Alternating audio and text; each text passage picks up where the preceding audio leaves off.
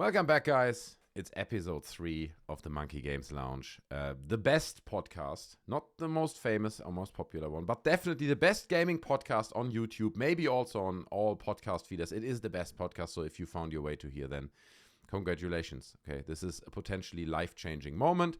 Now, what we do here is we hang out and we talk about video games for about 1 hour. And by the way, I noticed that we went way over time in the last episode. It turned out to be 1 hour 20 or something in the end, but that's fine. We try to stay within the hour. We do our best, and we both bring some topics and subjects that are most of the time, gaming news from the past 2 weeks, because we do this every 2 weeks, bi-monthly. So let's get into it. I have here, as always, I'm forced. You guys, I have to give you a bit of disclosure here. I am forced. Yeah. So management calls me and they're like, listen, our focus groups have shown people kind of like Ramses. Can you do a podcast with him? And you're like, I hate that guy. I explained it to them.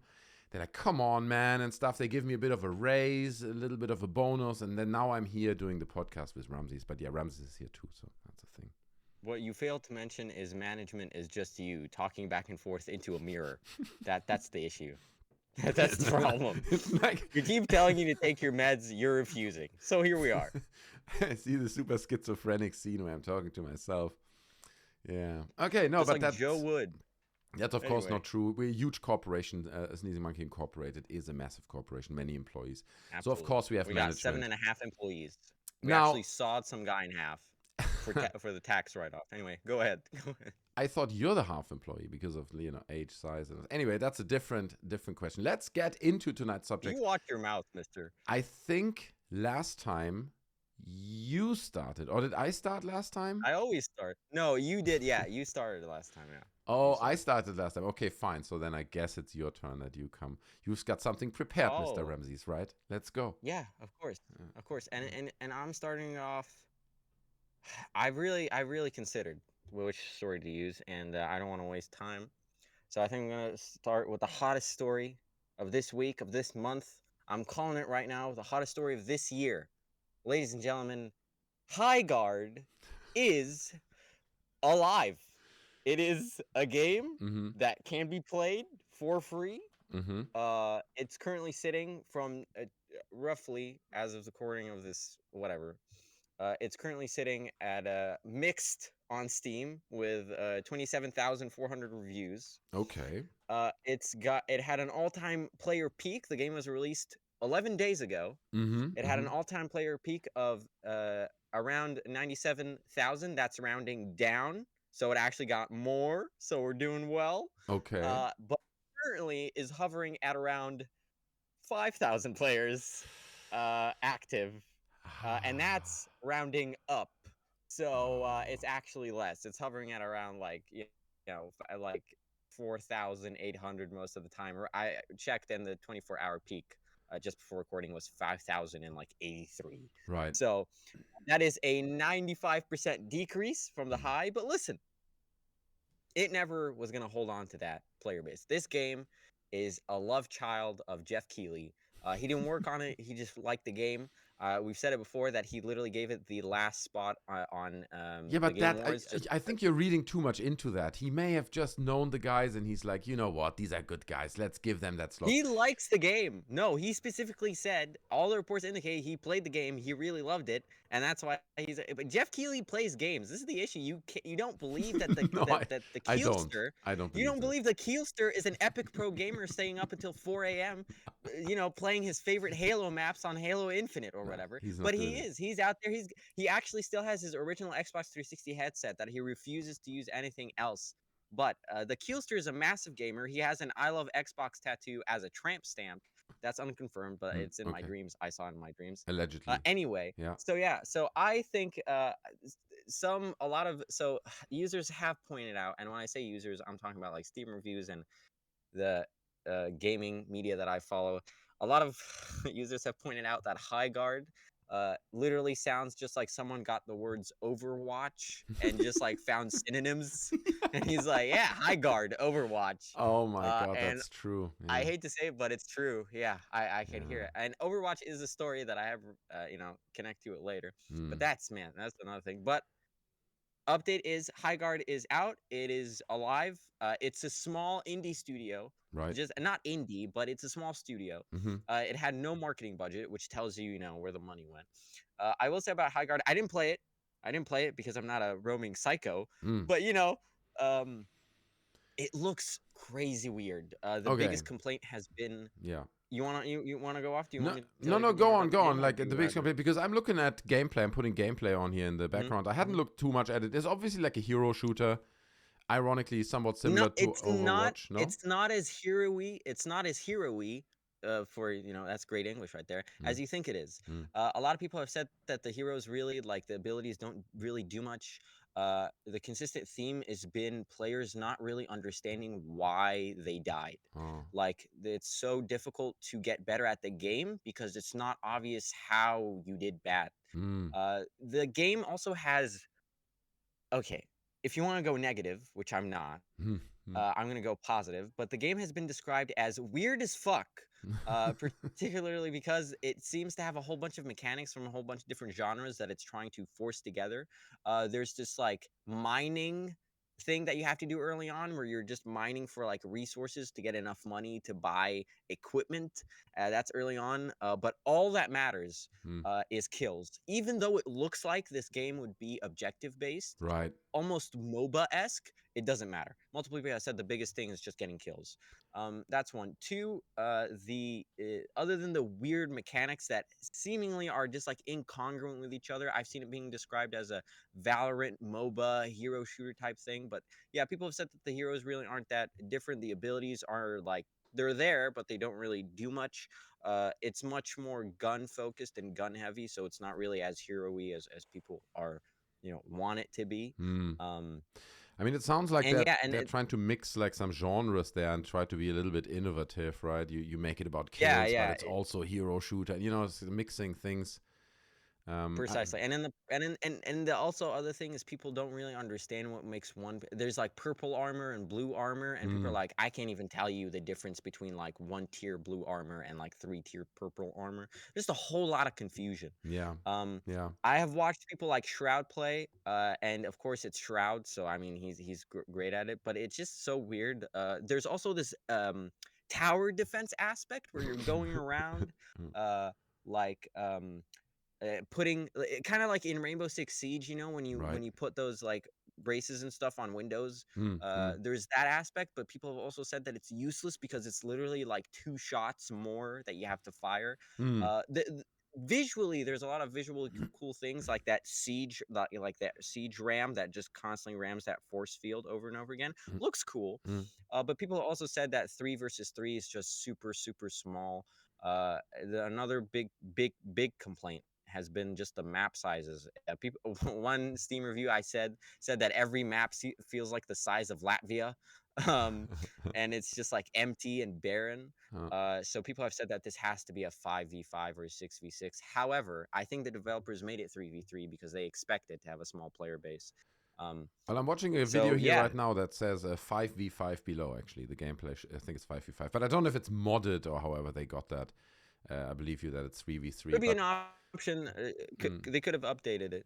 Well, here's what I find interesting, yeah. right? Here's what I find interesting. Like, so here's this game, and it is an indie game, basically, more or less. Or let's say it's a small studio, like you said, a lesser known studio. It's not like a big AAA kind of thing.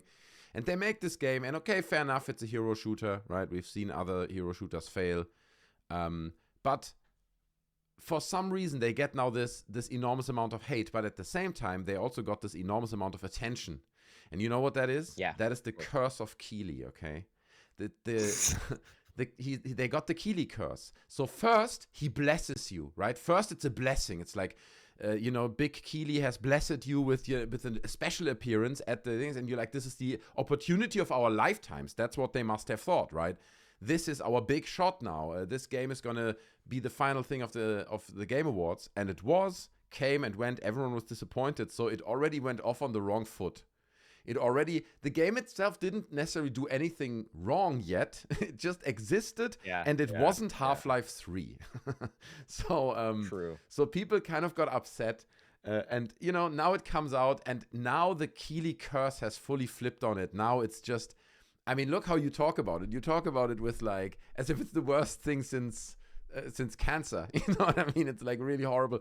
I'm sure it's not a great game, but it's probably also not that bad. But because it was so pushed, right? In Germany, we say it was pushed like a pig through the village, right? They pushed it through the village. Everyone could see the pig and throw a stone at it if they want.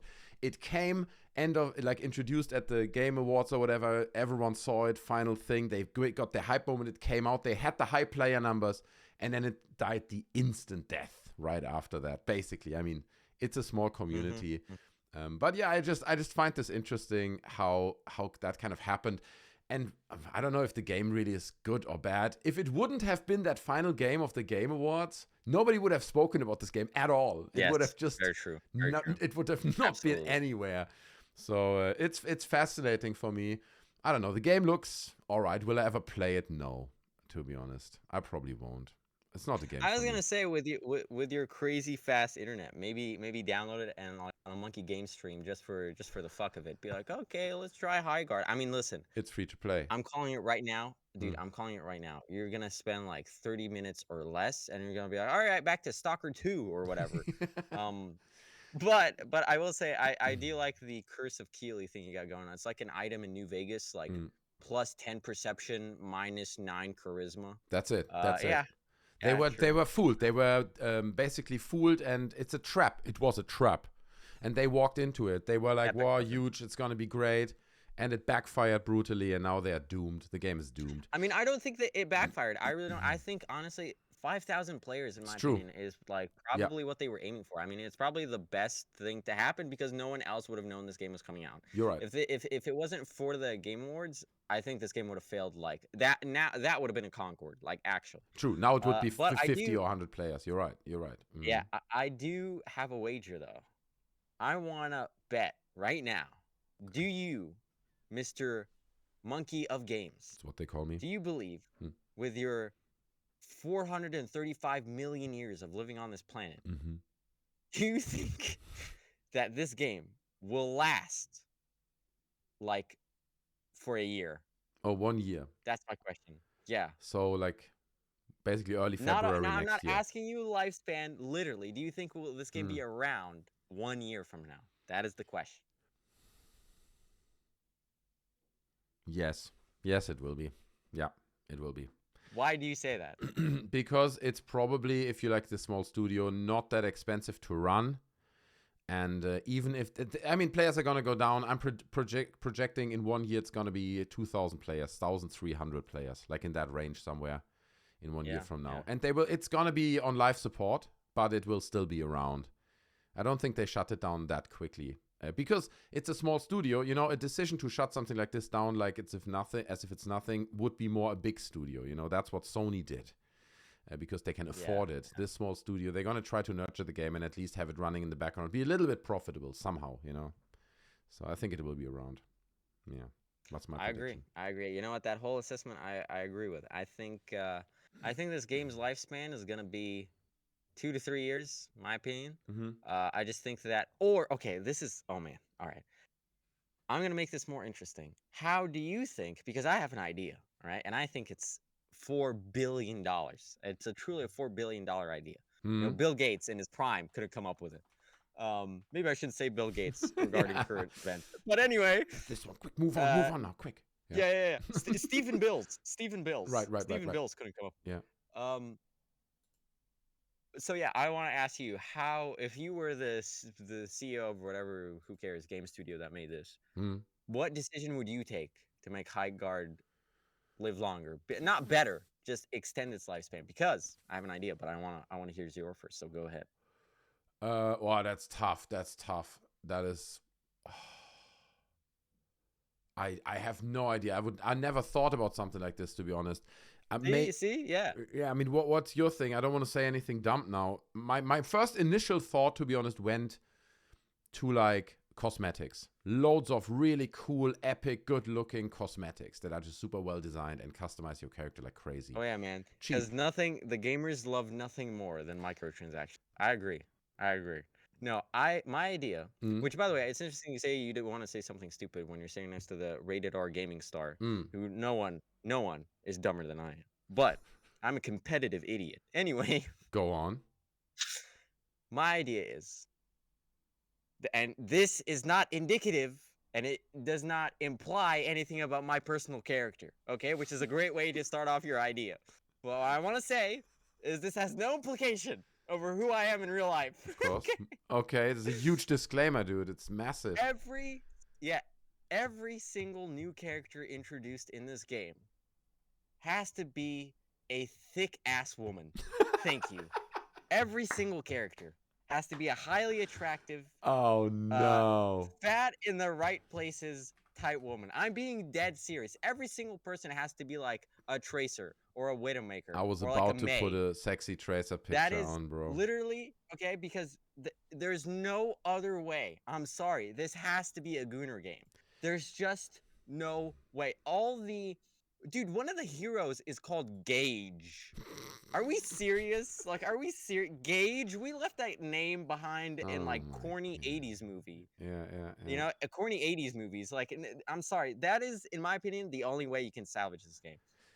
I mean, to be honest, It's I laughed at first, but you may have a point there, to be honest I'm with being you. because what else can you do? What do gamers listen? The gamers hate women, but they love the idea of women. Yeah, that's true. How right? they look, kind of. Yeah. So They yeah, love to so fetishize you them. get Yeah.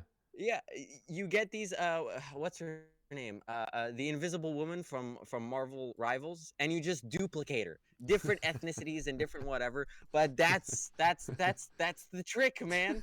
That's the trick. I'm sorry. Don't hate the player, hate the game, and the gamers love women. So Thank you. my That's question my is, idea. so Marvel Rivals, right? I've only kind of watched it from the sidelines, but that was big. People played that.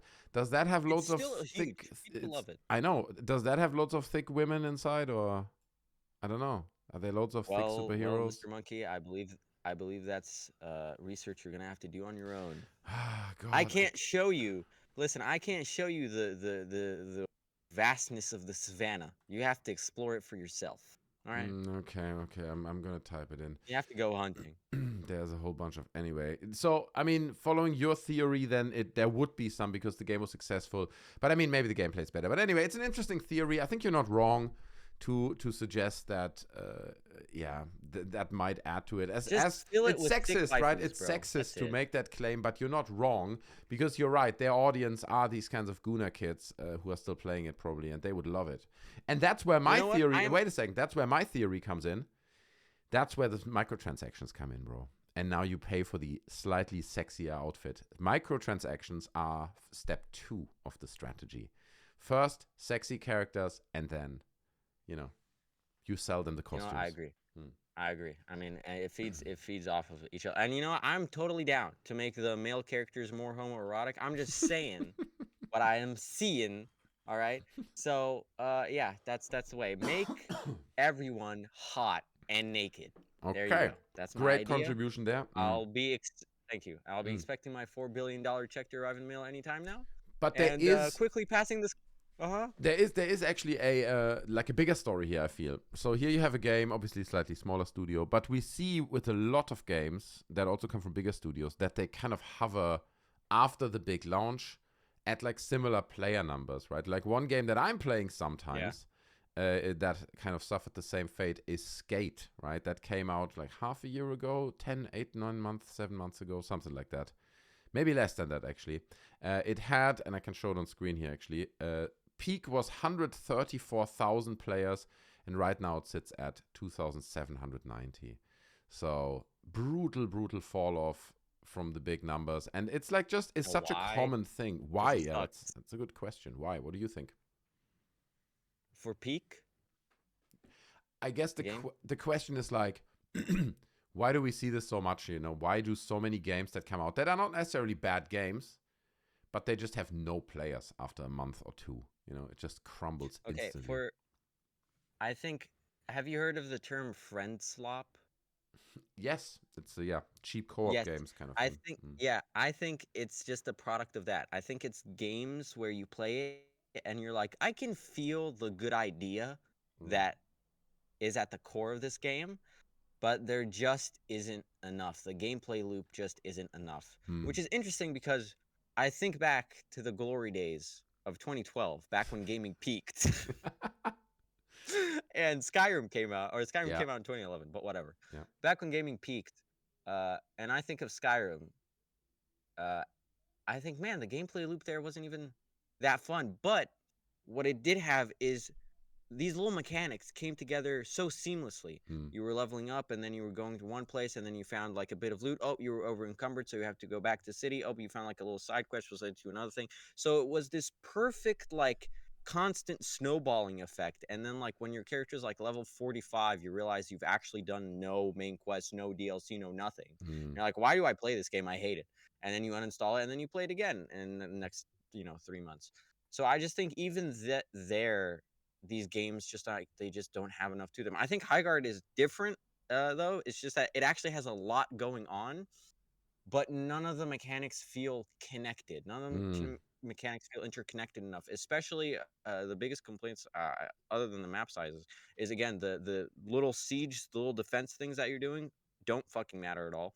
The Mm. objectives don't matter at all, and everything matters is kills. So why would you have these mechanics and then immediately make them useless by not making them useful in the actual game? By There making must be it's some. basically, There must be a point to yeah. it. You get some XP points or something, no? Like that unlocks It stuff. doesn't matter. It doesn't. The biggest impact on the game you could have is through kills. Fair enough. So Mm. even then, it just does. It's just. I think this game genuinely has potential. Mm. I am rooting for this game to be a Dark Horse like esque game. It has a bad launch, and then like 2 years from now, they fix this, they fix that, they remove this, they remove that. All of a sudden, you have Highguard, this like high action, whatever impact. Who cares? Mm. But I think if they don't take something drastic like my thick waifus idea, male or female, I don't judge, or just making the gameplay more interconnected and congruent with each other, Mm. I really think this game, is destined to obscurity. So It yeah, will disappear. that's where I will end it for Highguard. Hopes are high, expectations are low. Hopes are high, expectations are on guard. No, that didn't really work. Anyway. No comment. No comment. We're moving on. Okay, this is a very funny show. This is a comedy format. You will have probably noticed it by now. It's very, very funny. So I guess I'm next to put a story forward. Okay, and I wanted to talk about something else, but the other thing is more like an opener for a show. So maybe I'll do it next week. I want to talk about this thing that I stumbled across. Okay, it's a rumor. It's a rumor that's floating around, but it's not based on a rumor. It's based on an actual patent that was filed by Sony. And probably, you know what? You can't see my screen. I'm going to share my screen to you real quick so you can. Oh, dear. Yeah. We're doing this live. It's happening. So there you go. And now we don't see you anymore. Uh-oh. I think I messed it up.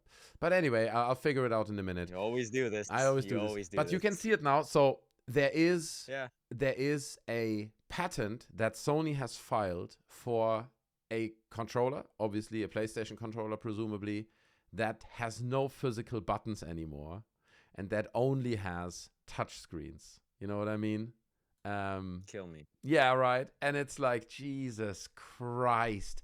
I mean, look, this is not confirmation that they will do this for sure as a product, but it certainly implies that they're thinking about it and that they're exploring that the idea is on the table, you know? They're like, that looks like a great plan, a controller with only touchscreens. But then again, I mean, you're like Gen Z or whatever. So I can see my son, who's 11 now, playing constantly on his iPad. He doesn't mind. Like touchscreen, that's his preferred way of inputting stuff, you know? So yeah. What do you think? Do you think they're onto something, or is it the worst, you know, just in general? I mean, first of all, I think patents are thrown willy-nilly, you know? If someone has a patent doesn't mean they're going to follow it. True. And in a way, this doesn't like surprise me at all, because I'm like, yeah, of course the touchpad is finally gonna come to the controller. It's just that the touchpad, like till this day, even with phones and everything, it's still so unreliable. It gets smudged easy. The input gets difficult easy. Like there's so many things working against it. And I do want to note that it still has 2 buttons and a dialogue pad or whatever it's called, the little pad thing, the up and down. So it still has 2 buttons, right? No, it doesn't. No. What they're implying here is that you can move the button around because it's a touch screen, right?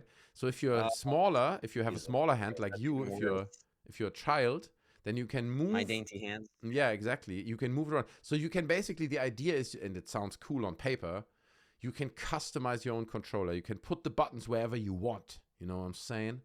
That sounds great, but it's actually a horrible idea, to be honest, in many ways. Yeah. But that's what they're implying here. There's no physical button on this. It looks like, at least. Yeah, man. I don't know. I think this is like a. It's just one of those things where you're like, yeah, just grab the pen. Who cares? Are we gonna make it? I don't know. Who cares? I But no, could, I just yeah. the biggest issue is just the smudging and the lack of like input. Like the thing about buttons is it's immediate. You press the thing and bam, it works. And like the analog stick is like great. Like it doesn't smudge. You're not worried about it like lagging for whatever reason. I also think like, is it cheap enough to be made? I understand touchscreens are cheap, but like, is it cheaper than just a random piece of plastic? It's definitely way less like physical hardware. Just slap a screen on there or something. Yeah. But I don't know. I think the pieces of plastic are still better. I hate it. I mean, I hate the idea. Of But who course. knows? If someone would have told me that the biggest selling console would be a family friendly like thing that's going to get everyone moving around, I'd be like, well, that's dumb. But then the Wii came out and proved That's everyone right. wrong. Even though the best selling console of all time is the PlayStation 2. But the Wii came out, and if someone told me about the Wii, I'd be like, well, that's dumb. And then it went on to be one of the best consoles of all time. So yeah, but like you said, I don't think it's for me, and I don't think it's for you. I think it's for your kids. Exactly. The Yeah. the gremlins that are Gen Alpha. Their wet, saliva covered tippy fingers are just gonna be all over this thing. That's right. But I mean, Yeah, you're no, right. I hate it. I mean, I think the point you're raising about like costs is a very good one, because it's still expensive to have two fairly big touchscreens as we see it kind of in this design. Like, that's not cheap. So this controller would not cost $60. This controller would probably cost at least 150 or something. So I'm thinking maybe it's a premium product. Maybe it's one of these PlayStation things. You buy a game with a special controller or something. It's a feature kind of thing. Where you spend 300 on the thing and you get this special controller with it. Something like that. I don't know. I also don't think that they would make the move to go full touchscreen in the next PlayStation iteration. But yeah, I also read today that they have secured enough RAM, and people don't need to worry. PlayStation 5 prices will not go up for Christmas this year. Okay, they're promising that. So there you have that. Oh my God, the bar is truly in hell. Don't worry, guys. The prices aren't going to increase. Oh, rad. Thanks. Everyone's expecting it. Steam is a slightly different note here, but the Steam machines have now admitted, like Steam has admitted. The Gabe Cube? Yeah, the Gabe Cube, exactly. That one reason for the delay, at least, is that they're struggling with hardware supply as well and costs, and they can't really price the box based on the current market. It's very difficult. Yeah. Well, yeah, I call it the S box. Once the S box comes out, it's gonna. Yeah, man, I don't know. I think to be fair though, remember earlier, this was last episode, we were talking about the lifespan of consoles and how, because graphics was the biggest thing that consoles sold people on, at least the normies, right? Look, the game looks better. The game looks better. Look at how amazing this is. Jeeves, bring up that pre-rendered cutscene from Crisis 3. It's gonna knock this audience socks off, right?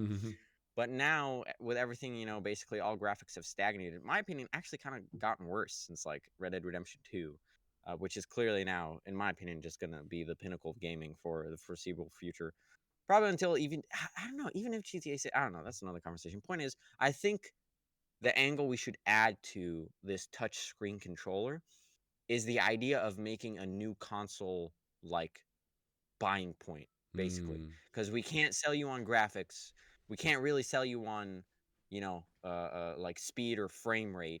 So why not sell you on the console as this new piece of technology? Like, yeah, all consoles were new pieces of technology, sure. But the easiest way to translate that idea was through graphics. Well, now that's gone.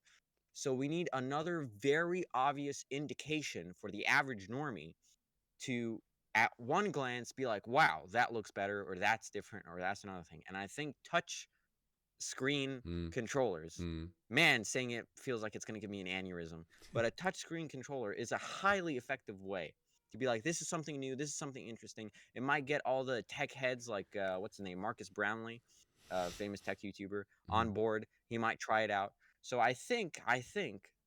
I'll just add that that is an angle they could be going for. How do we make this? What's the new graphics are better shtick?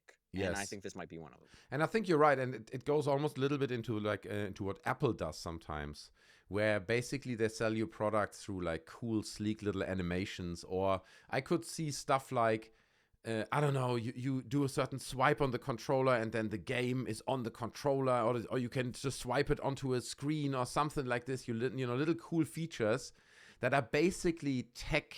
Gizmos, you know, like little gadgets, like a Yeah, joke. It's just a small little tech thing. gimmicks, little Gimmicks, gimmicks, yeah, man. it's gimmicks, but that's something Just they like want to pro use. wrestling. Just Yeah. like pro wrestling. Never forget, there was a pro wrestler. I mean, if people watch pro wrestling, there's a pro wrestler, the Honky Tonk Man, and his whole shtick was he was an Elvis impersonator. Yeah, All right, yeah. and that's not even like the worst. There's been way worse. There was one wrestler whose whole gimmick was that he fell in love with a mop. Listen, it's horrors out there. There's also another wrestler. His debut, he had a Stormcloak helmet that they just bedazzled, and on his debut, he tripped and fell, and the helmet came off. And his whole stick was he was supposed to be mysterious. Anyway, Unbelievable. yeah, Hmm. that's so now we've effectively lost any. Maybe honestly, another angle they could do is like the first AI powered console. I don't know. I think we're in for a whole bag of cringe. The next Mm. console generation, man, it's cringe unforeseeable, and I'm never gonna miss E3 more Yeah, dude. than I am gonna miss the cringe that's gonna be on display. The AI, useless use of AI that's gonna destroy like the CPU or RAM or disk drive or whatever that's gonna be in this thing. The weird useless gimmicks that's probably gonna be like a touchpad or a touchscreen controller. Mm. Uh, what else can we do? Oh, maybe you can unlock your console now through your fingerprint. I mean, hell, why not just add a tube on the controller that you spit into so the console your DNA so it can unlock and you can play, Forza Horizon 19 or whatever. That's a I mean, great idea. honestly, I don't know. I think consoles are in such a horrific situation right now. Mm. Think about like how AI is biting into one of their core pieces of hardware. Think about how the fact that like technology has basically like for gaming stagnated, and now you actually have to be creative. Oh Mm. man, that sounds super condescending. Hey, connoisseur, I hope you don't Mm. hate this, but like it's just so like ugh, man, and Yeah. I don't envy being like a console, the head of the console division in any big corporation right now, And you because just you have to now sell and on the game. and you just know that right now they're sitting in these boardrooms and they're like, how can we sell them AI? I know AI is not Yeah, popular. for Nobody was, sure, but for how sure. can we Yeah, sell them? yeah. They just need to find a way in, because like you say, they have nothing. But I feel like this is a debate we already had last time. It's true. Yeah. You know what? You know what it's gonna be? Honestly, Mm. honestly, I hope this is never gonna happen, but I hope Apple releases a games console, right? Mm. And it says with the Apple Box 900 or whatever, Mhm. you can connect your Apple Watch, and depending on your heart rate that we're monitoring, we will boot up a game specifically towards your heart rate. So if you're stressed, we'll boot up like Stardew Valley. Mm. But if you're high intensity, we'll boot up, I don't know, Battlefield 6. I'm sure. Like, listen, man, the cringe is is is is unpredictable, Yeah, yeah, and the gates of heaven are open. And by God, I can't wait. yeah, yeah. I mean, to be honest, I'm not sure that's gonna happen. I think they're more careful because we already have this beautiful a decade long history almost of game publishers, gaming company, console makers, and so on, embarrassing themselves on public stages at E3 and so on. You know, these very awkward, cringy launches of new consoles and whatever. Like all these, we love the events, right? We love them. Don't get me wrong, but Yeah, yeah. I think to be honest with you, I think these companies, especially like PlayStation and Sony, they've learned their lesson there. They're not going to make this mistake again. They're not going to come out and show basically the equivalent of TV, Xbox TV. It's like Yeah, they're yeah, not yeah. gonna do that. They know that's gonna do a lot of damage to their brand. It would be an easy win for them, but I think they know that that's not gonna happen. Okay, okay. Okay, counterpoint. After the PlayStation 2, Sony felt like nothing's gonna topple them. Hmm. And every single thing about the PlayStation 2, it felt like they forgot it and then they made the PlayStation 3. And then when the Xbox 360 came out, people were like, "Oh man, the original Xbox was popular. The Xbox 360 was equally as popular. Obviously, it had the red ring of death thing, uh, but man, the Xbox 3, till this day, the Xbox 360 controller is seen as the best controller of all time. And you know what? I'm with them. It was a great controller, still is.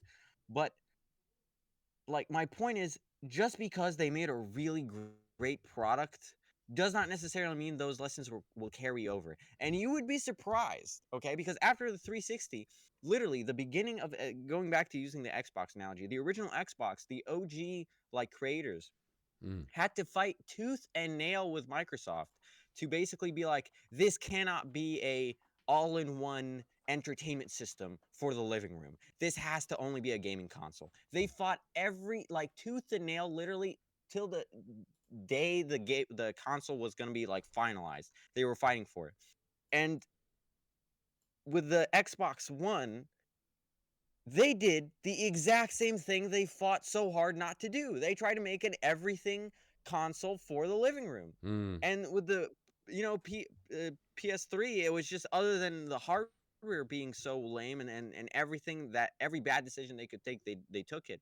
Like, you would think that the creators of the PlayStation 2, literally the most successful console of all time, would know the basic rules, but they didn't. They forgot it all. Never underestimate a shareholder's capacity to only think about money and literally nothing else. And make the same mistake over and over again. And to be fair, yeah. So the PlayStation 4 was a successful console. The PlayStation 5 was a successful console. I'm not going to talk about the Xbox, but like, so the Xbox also was a successful console. The Xbox 360 was very successful. Okay, just want to put that there. Yeah, and then the Xbox One was mid, and then they got the Series X. Okay, fine. But like, yeah. Anyway, that's where I'll leave it. Yeah, I mean, let's see where it goes next. I think they're as puzzled as we are, and they're almost happy that we have like this RAM shortage now, and everyone's like worried. Today I read that, what is it? I think copper prices are going up, which might push PC prices even further. So really good stuff. I think they're happy. Let's see. I mean, you're right. You predicted as well that it's going to take another few years before we get even an announcement of a new console. But yeah, let's see. Because Elder Scrolls 6 can't come out on the PlayStation 5. Right? To be honest, it's going to be well into.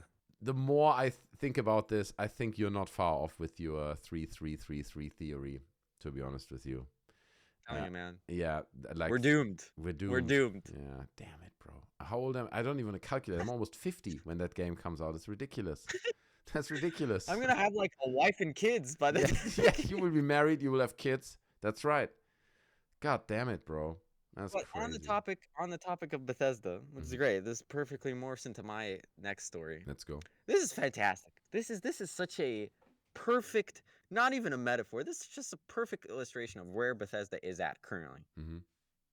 So, last episode of season 2 of Fallout released a few days ago, and just so happened that leading up to that, there was a few hints that there may indeed be a Fallout 3 at least remaster. Right? Yes. There was a skit released earlier that used the Fallout text like dialogue option box. All right, there was that. There was the fact that before the episode was released, the final episode was released, all the trailers for the Fallout games got removed from Steam, which is the same thing they did when Oblivion Remaster was released. There was a countdown on the Fallout Amazon website, the website Amazon specifically designed for Fallout. Everyone was hyped. Everyone excited.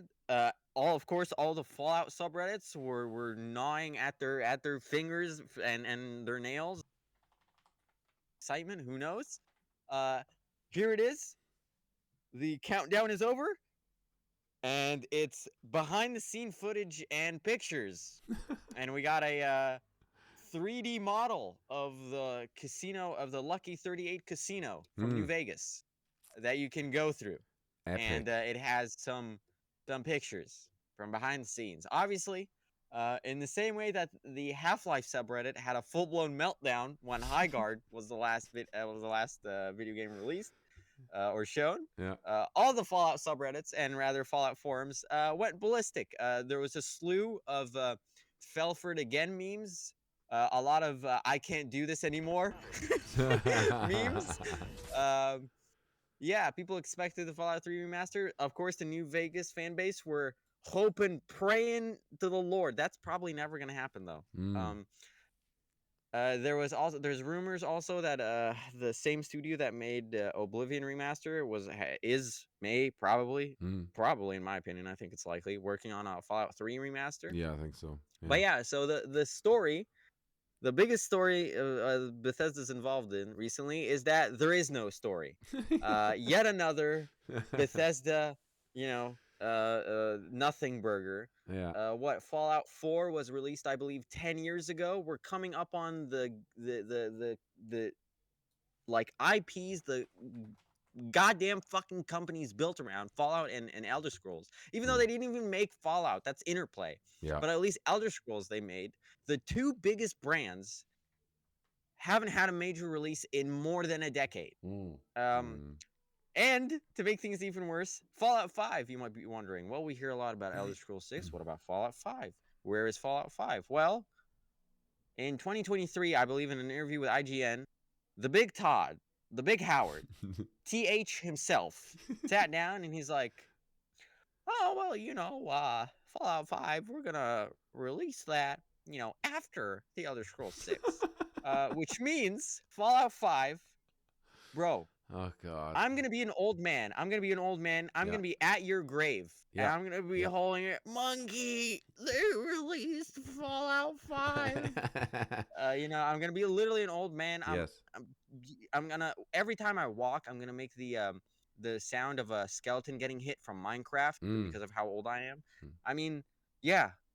Is there anything in your opinion that perfectly illustrates where we're at when it comes to Bethesda, or really just big studios in general, but Bethesda specifically? Yeah, man.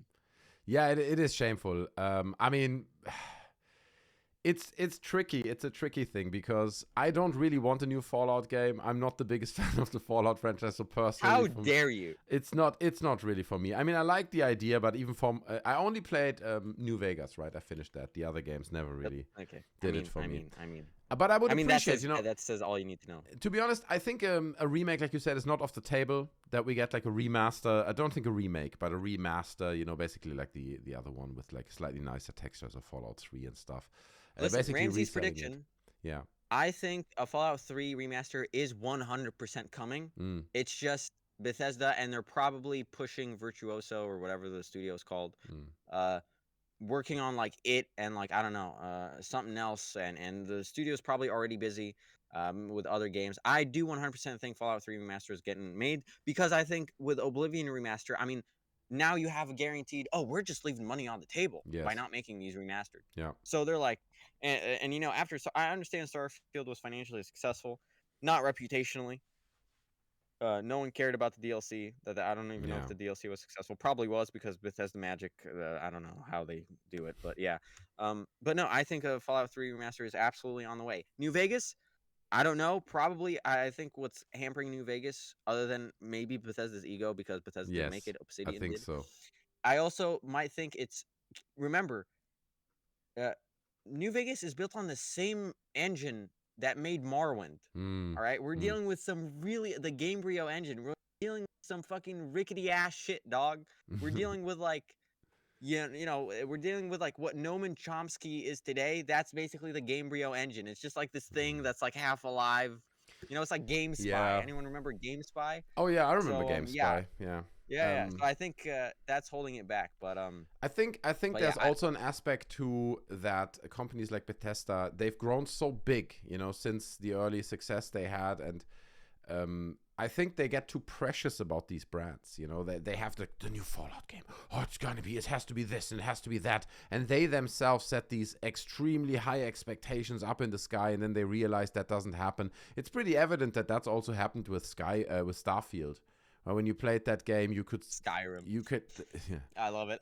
You were gonna say Skyrim for a second there. Oh my god. So but you could tell that they had high ambitions to achieve all these things in Starfield, and then they achieved like a third. And what did it end up being? What did it end up being? What is your main character called in Starfield? Starboard. Starborn. Fuck Yeah, you, I Todd know. Howard. No, I know Honestly. that's about. Fuck you. That was shameful, dude. It was shameful. Dude, oh Yeah. my god, that makes me Mm, so pissed. God damn mm. it. I'm so mad now. Well, but God I damn it. mean, they have to release something. I don't think they get forever free brownie points from Microsoft as Yeah, well. I agree. Especially now with Sarah Bond taking over, who I think is not as nice and cozy as Phil Spencer. Phil? Yeah, big Philly boy. So I think he told me I can call him Big Philly boy. So it's Yeah, of course. But so they have to release something. Let's see where they go next. It's worrying that they want to release it after Elder Scrolls. But I mean, the big question is if it comes sense. if it It comes makes total after Elder sense. Scrolls, right? If it comes after Elder Scrolls, will Todd Howard even still be involved? Because I think when Elder Scrolls 6 literally come said- out, yeah. then he will retire. It's like this is Yeah, his I big agree. shot now, you know. Next Elder Scrolls, I big, and then whoever follows up. So I'm not even sure that the next Fallout game, if it comes after Elder Scrolls, will be a Todd Howard game, really. I mean, the last thing I want to say is just like, man, I can't imagine being imagine this, right? You're in shareholder Bethesda, or stakeholder, whatever, big shot of Bethesda. People come in, and there's one guy, this one crazy dude. It's not Todd Howard. He goes, ladies and gentlemen, I figured it out. For Fallout 4, I got it. I got the big selling point. And everyone's like, ears are perking up. Oh man, he's got it. And he goes, you know how Fallout is associated with like exploring, you know, our current culture, and how there's a lot of allegories, especially in Fallout 1 and Fallout 2, interplay kind of built. And you know how like Fallout 3, we kind of explored that, but not really. And how and how like New Vegas was really, really beloved. And it's primarily beloved because of the good writing and because of these allegories and the good narratives that are weaved through it. All right. We're not going to do that at all. You know what the kids love? You know what the kids love? They love building. You know what the kids love? They love being creative. That's it. So how about this? I got it. I'm not going to even tell you what it is. I'm just going to tell you the subtitle. Fallout 4 Minecraft. And that's going to be Fallout 4. And everyone started crying. They started clapping. One guy fainted because he thought about all the money they were going to make. And that's Fallout 4. I'm not going to go over it too much, but everyone remembers how controversial that goddamn dialogue option box was. Fallout 4 has been critiqued from hell and back, and from the forums that I visit on the Elder Scrolls, no one is excited, unfortunately, for Elder Scrolls 6. People have legitimately been asking themselves if they're gonna live long enough to play it. It's so ridiculous. So, and also, the problem with this is also, it reminds me a bit of, and you will not remember this, but Duke Nukem Forever. Does it tell you something? Yeah, I remember this. This game, this was the first like disaster game I ever like remember happening. I remember people hated this game so much when it came out. Yeah, so obviously this goes back to like a mid-90s game, early 90s game called Duke Nukem 3D. And that one goes back to side-scrollers. There was like a Duke Nukem game, I think 2 of them, so we even do Duke Nukem 2. But it's like this obscure character of Duke Nukem. Hail to the king, baby. And then when Duke Nukem 3D came out, right, which was, does it say that here? I'm just looking at it. So no, it doesn't say it. But when that came out, that was like groundbreaking. It showed all these for the time very sophisticated environments. Suddenly you are in New York, and then you're inside an alien spaceship. And remember, we only had Doom before that, so at the time it was a milestone. Duke Nukem 3D was a milestone game. It also had like quite sophisticated multiplayer options and stuff. So when that came out, it was huge. And then they, at some point a few years later, they were like, guys, you remember Duke Nukem, you love it, actually sequel is coming, right? So it's like, oh wow. So the hype started. And like with the Elder Scrolls, it dragged, I don't know for how long, I think 12 years, 13 years or something, which in those old development cycles was like insanely long. And then at some point it came out, Duke Nukem Forever, and it was, like you said, it was just bad. It's just a bad game. It killed the franchise. It literally killed the franchise. It killed the franchise, and it just, you could tell when you played that game, it was somewhat funny that some parts of that game were still made like 9 years ago. And then other parts felt slightly more modern, like more modern games, because they literally puzzled it together from elements they had. It was funny. Like, I kind of low-key loved it, to be honest. I don't know, but I'm not very nostalgic. But it reminds me of this. Are we ever going to get it? And if we then get it, the hype is so enormous that there's no way it can live up to that. You know what I mean? There's no way Elder Scrolls 6 can be that good. Yeah. It's like the most recent book, or what is it, Winds of Winter, Game of Thrones. It's like the hype is so insane that there's no way. Yeah, it just can't. There's just no way. Yeah. So, but yeah, that's where we're ended. So I'll pass it off to you. What do you have? So I have one more thing that, funny enough, also kind of touched on last week. But I want to talk about a little update on the Ubisoft thing, and that is that now the Ubisoft union reps, okay, so the representatives of the unions. Did you see this? They're now calling publicly for Yves Guillemot specifically to resign. Yeah. Don't worry, guys. We're doing great. It's great over here. Oh my god. It is so on fire. The whole place is so on fire. The flames are up to the freaking clouds. It is crazy, and they still try to hide it and try to make pretend like nothing's going on. It legit feels like someone in that office is going around being like, it can't possibly get any worse. Someone is in that building constantly testing fate, man. Yeah. I swear.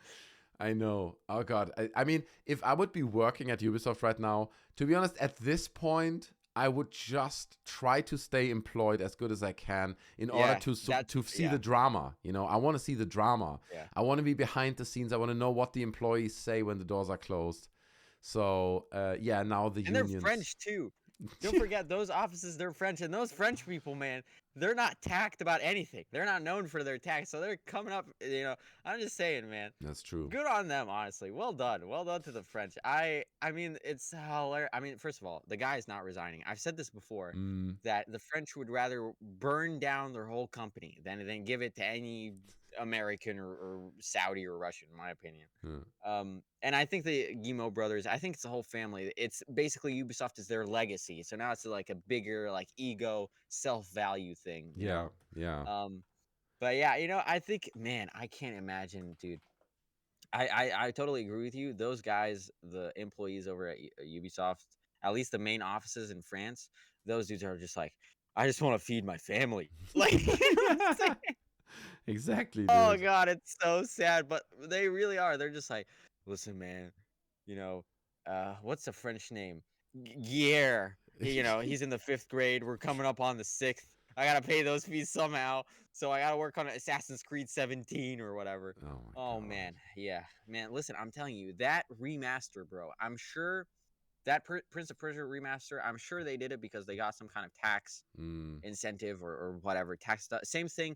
Do you remember when Warner just axed that Catwoman or Batgirl movie? Yes. Even though it was basically fully done, they did that because they had some like whatever stupid tax stuff. So, but man, I just can't.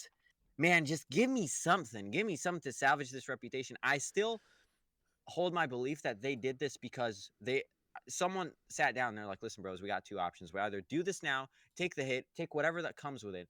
But if we survive, if we manage to hold steadfast, we can just kind of keep working and just kind of forget about our stock valuation for a second. Or we do nothing and everything just slowly careens. And I think, in my opinion, that they picked the option that I would have picked, which is just, all right, just have everything hit the shit now so we can just work from the ashes, if you will. Yeah, maybe. I think of course, yeah. It also feels like, people like Guillemot and stuff, at this point, they must be so busy with just the operations of this company, to keep it alive. Yeah. There must be constant, like I said earlier, like 20 fires that you have to put out, right? Different types of fires that you don't expect, that are really not productive and helpful. People complaining, people not being paid, other financial troubles, games don't sell. So I think in an environment like this, you just can't make good games. You know what I mean? Like you are crippled. Of course. You are crippled by all the pressures. Toxic. Exactly. It's so toxic. So it's definitely over, and it so much feels like someone like Yves Guillemot is like holding on for his dear life to this thing that doesn't exist already for like 10, 15 years, right? He just really wants it to live on, but it's gone. It's gone for a long time. Yeah. It's sad. It's like those those old mini games on the PlayStation where you had to constantly tap O so your character would like get off a ledge or whatever. Guillermo has like a poster of a cat that just says "Hang on" in his office. Oh yeah, it's also like I'd imagine their offices to be like that one SpongeBob episode where it goes into his head and SpongeBob's like, there's all these mini SpongeBob because it's inside his brain, and Yeah. they're like flipping over cabinets and everything's on fire, and one guy's trying to blow out a fire just by blowing out on it. Oh god, it's in episodes of the Flintstones in that office. I swear, a whole season of Monty Python can be filmed right now in the Ubisoft office, man. Man, I wish it was live streamed. Ugh. Yeah. Yeah. Well. So that's just a small update. I found it interesting because if you have the representatives of your own unions calling for your resignation, right? This is the first time that I've at least seen. I mean, sure, maybe there were walkouts and stuff in the past, but here are the employees, a group of the employees, and they're all pointing their finger at basically this guy and say, "That fucker, dude. You know, he just This couldn't." guy. Yeah, we've tried and tried and tried. And you remember Ubisoft made claims like, "No, we understand. We have to make creative decisions, not the people with the suits. Creative people make decisions. We will change it. We pledge to change." And obviously they can't do it because they can't let go of the power that they have. And they want to make the decisions and they mess it up. But it's a tragedy at this point to witness. And I hope maybe, if Yves Guillemot would step down now, there would be maybe little bit of dignity. And he won't do it. You're right. He won't do it. 100%. He will not do it. He's too proud. Like you said, this is his life work. But it really feels like, I don't know, it feels like some kind of insane duke who's holding on to his crumbled castle. And he's it's gonna be good again like it used to be. And like, ugh. And everyone except that person realizes that it's never gonna come back. And it's just such a tragedy and such a lack of self-reflection. That's why, I mean, if he would theoretically resign or retire, just I'm retiring now. He's not young anymore. At least there's some dignity. He's not retiring. No, he's not retiring. He's sunsetting his career. Oh yeah, right. Totally different. Sunsetting is a different thing. That's true. No, you're right. So yeah, I don't know. It's a tragedy. I don't think Ubisoft can ever come back, and I bet all this. I still think so. I disagree. This is the difference between you and me. I still think Ubisoft has good talented people working there. You said one good game, right? One good game they have in them. I think they still have a solid game in them. I really do believe that. I think they have at least one really solid game in them. Dude, like I said, everything is on fire. You can't make a good game like a game that is really good and that is maybe somewhat groundbreaking in the context of Ubisoft games needs relaxed people working on it, people with creative ideas, people who are willing to take risks, people who come to work in the morning and look excitedly forward to the problems they're cracking today because they want to make this game. That's what you need. That is impossible in an environment like this. And someone like Yves Guillemot, as the CEO for so long of a company, should know this. But he is so neck deep into all this shit, and he still pretends that there is no shit at all. And it is, I think it's a great move, and I think it's amazing that they're calling him out now, that the representatives say, dude, to here and that not further, that's it. Yeah. But you can also imagine, because Guillemot also knows who are in these unions, right? Of course. Him walking into the office in the morning after that news broke, it's like, damn, bro. He just has like a flower. They love me not. They love me not. He's just like, at this point, he's so desperate, he like hired a voodoo doctor to like make the union leader sick, make this tire flat or some shit like. Dude, it wouldn't even surprise me if at this point he's descended into these kind of esoteric things where he going to fortune tellers.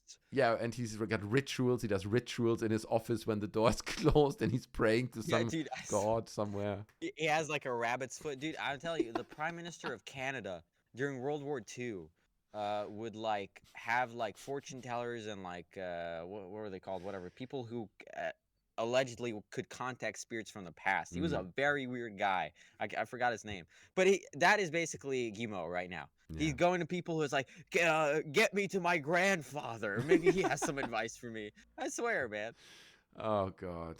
And to be honest, somewhere deep down, I also feel sad for him, because he is like yeah. he is a failed man. Let's be mean, honest. He's a not failed too man. much. No, No, I wouldn't go that bad. I mean, no. he's what, a multi-millionaire. I Of think course. listen, people, when you make that amount of money, the only reason you're working is sheer fucking ego. That's So I right. don't feel But bad that's for where him he at lost. all. Money So, means nothing to him, and that's why he's a failed individual, because his life is not he, about money anymore. His life is about this company, and the company be great, yeah, successful, so we yeah. can give it a great future, and that has failed. So he will live with He that shame probably for sees the it rest as of his his like life. kid, man. He probably sees Yes. the company as like Yeah. his kid. Yeah. But I think, as with all French people, they want to be some kind of Napoleon, and he wants to turn Ubisoft, into the French Empire of God. the video game world, with himself as the Napoleon with slightly less receding hairline. Was it? Um, What is it with you and yeah. the French? You hate the French so much? Well, Or? he's French. I don't hate the French so much. I'm just saying, after 1815, they kind of have a complex about the guy. But yeah, Fair no, enough. Fair enough. Ubisoft, things can only get, listen, we always say they hit rock bottom, and they continue to surprise us by finding there are more rocks at the bottom. So By finding good more luck to them. funding that they can burn on making Yeah, terrible games again and again and again. Well, we'll keep an eye on the story. Thing is, we've run out of time. I had more stories, but we can't get them all. So we have to move them to next week, or the week after, actually. We're doing it by monthly. So that's it. That's episode 3 recorded. Great episode. Probably our best in forever. I think the Epic. audio quality was good today. I think audio quality worked, and I messed up a few times with like camera stuff, but it's fine. We're a professional show. So thank you so Doing much great. for that conversation. I hope you problem. enjoyed it, and I see you in 2 weeks. Take care, y'all. All right. Subscribe, smash like. I should have said that in the beginning, right? It's dumb to say that in the end. Yeah. Well, we're professionals. Professionals. We're abstract with it. Okay, we're the David Lynch of YouTube. We're reinventing the game. That's right. Okay. See you guys 2 weeks. Okay. Bye.